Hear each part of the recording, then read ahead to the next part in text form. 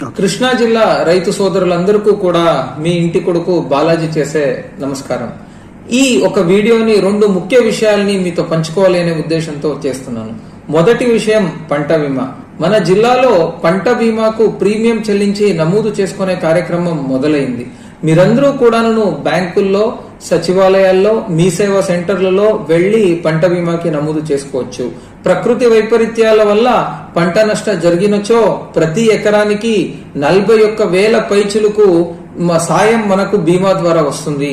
ప్రకృతి వైపరీత్యాల వల్ల రైతు ఇబ్బందిలో ఉన్న సమయంలో ఆదుకునేది పంట బీమా ఒకటే. దయచేసి దాన్ని ఉపేక్షించకుండా అందరూ కూడా నమోదు చేసుకోవాలని కోరుకుంటున్నాను.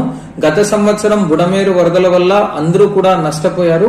అలాంటి ఇబ్బంది లేకుండా ఉండాలి అంటే మనం తప్పనిసరిగా పంట బీమాలో నమోదు చేసుకోవాలి. అందరూ కూడా నమోదు చేసుకుంటారని ఆశిస్తున్నాను.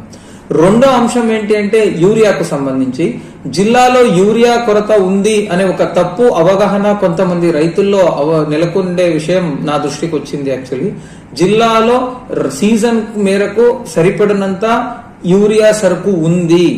రైతులు ఎటువంటి ఆందోళన చెందే అవసరము లేదు.